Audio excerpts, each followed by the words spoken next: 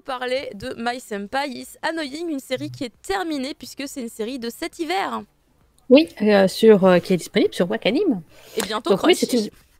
Oui, bien. J'espère qu'elle sera sur Crunchyroll parce que elle vaut le coup en fait. Ouais. Parce que effectivement, personnellement, quand j'avais vu l'affiche la première fois, je me suis dit, tiens, c'est encore un truc avec une loli. Enfin, j'avais un petit peu peur. Voilà, Ouais. on va pas se mentir. On a toujours un petit peu peur, mais en fait, non, pas du tout. Il ne faut pas avoir peur dans la vie.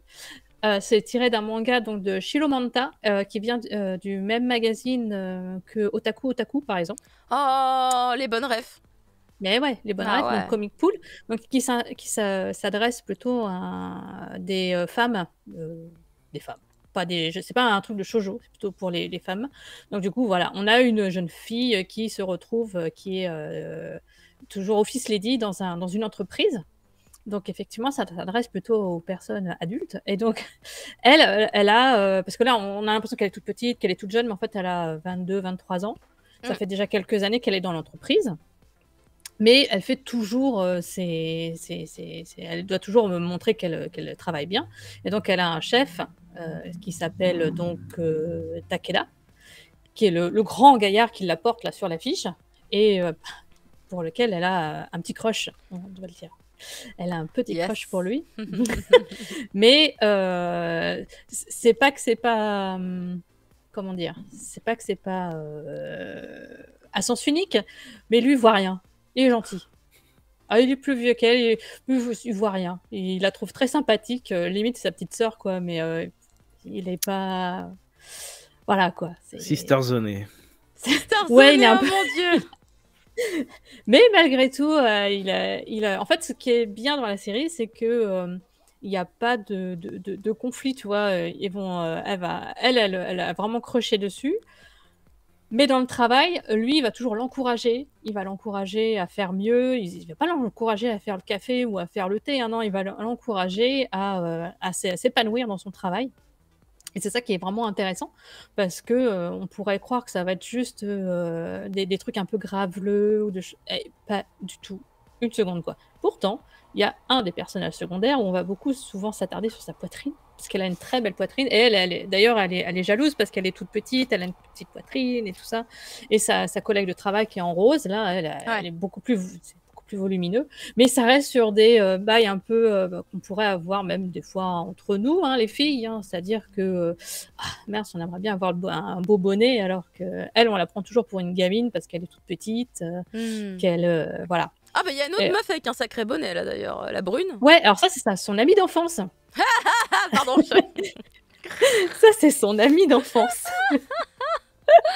Parce qu'il y a plein d'autres personnages qui vont graviter autour d'elle, parce que leur couple n'est pas forcément celui qui va avancer le plus, vu que lui, il s'en fout, il la voit vraiment que comme une collègue. Elle est crush, mais donc du coup, va quand même rester calme, hein, va pas lui sauter au cou, ni le suivre partout. Donc du coup, on va développer plus les personnages secondaires. Donc tu as son amie d'enfance, avec qui elle est toujours amie et qui se revoit toujours. Il y a son petit frère à l'ami d'enfance, qui est le petit blondinet. Il y a donc les collègues de travail, donc la fille avec la poitrine un petit peu plus avantageuse, et un autre collègue qui, lui, il accroche sur la petite... mais c'est peut-être le couple qui va devenir le plus intéressant, en fait. C'est le couple secondaire, puisque lui, c'est le mec un peu lambda, et effectivement, ça se passe plutôt bien avec sa collègue, qui, elle est courtisée par absolument tout l'étage, tout l'immeuble la courtise, et elle s'en fout. Elle va non, moi je veux pas aller manger avec vous, et c'est seulement avec lui qu'elle va vouloir le faire. Et tu as le grand-père aussi, qui est absolument génial. Le grand-père de l'héroïne, qui a les cheveux verts aussi, et qui, lui, c'est une force de la nature. Il ressemble beaucoup justement au héros. Et il est hilarant, parce qu'il prend soin de sa petite fille quand même. Bah oui. Mais ça fait trop. On va voir si l'homme que t'as choisi, il vaut le coup. Est-ce qu'il est aussi fort que moi? Ça sent. C'est exactement ça. C'est exactement ça. Ça sent les bails comme ça là. Ça sent fort. Donc en fait, c'est un manga d'humour. Donc c'est de l'humour, mais en même temps, ça reste très soft.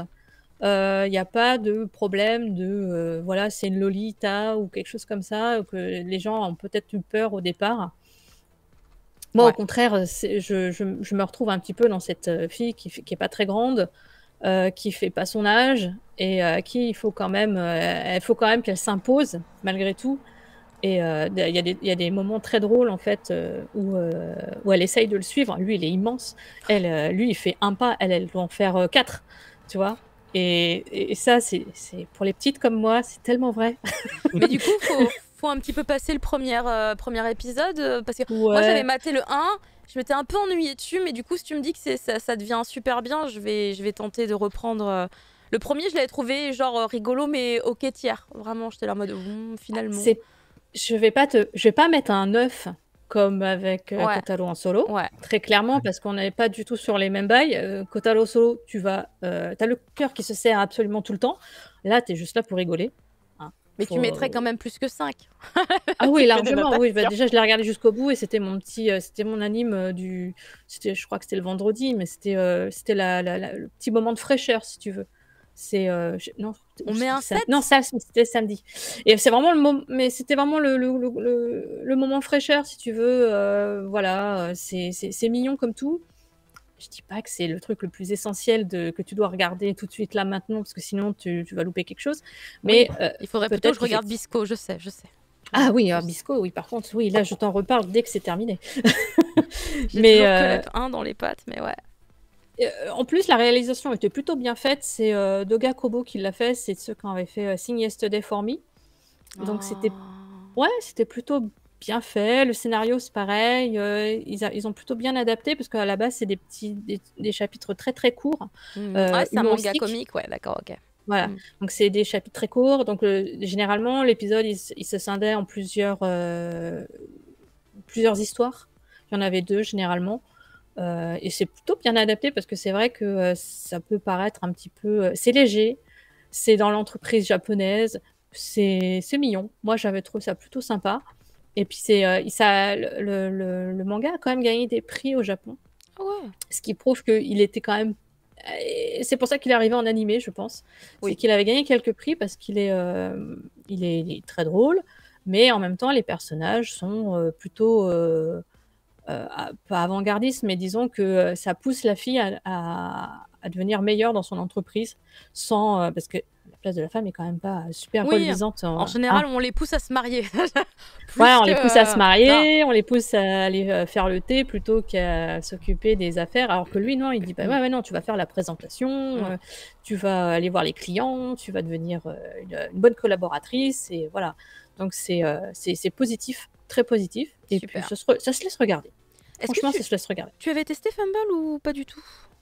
Et comme toi, j'ai regardé le premier ou le deuxième et j'ai arrêté, mais pas du tout parce que j'avais pas aimé, juste parce que comme ça, en fait, j'ai pas continué parce que j'ai pas eu le temps, je regardais d'autres trucs. Et du coup, je vais peut-être m'y remettre là, effectivement, pour continuer, parce que j'avais quand même envie De connaître la de fin. voir, tu vois. En tout cas, c'est pas, je m'étais pas arrêté au premier ou au deuxième en disant ah non, ça c'est vraiment Bah la moi je me merde. suis pas dit la même chose non plus, hein. Moi c'était vraiment genre bah c'est ok, mais du coup j'ai d'autres trucs qui sont vachement prioritaires, donc on va leur donner la priorité, mais j'ai pas volontairement décidé d'arrêter, c'est juste je me disais si j'ai le temps je reprends. Ouais, c'est ça. C'est le truc qu'il faut pas faire, ça. C'est ouais. cette trap, c'est le piège, c'est le piège. Bah en tout cas merci beaucoup Tanja pour ton avis sur My Senpai is Annoying.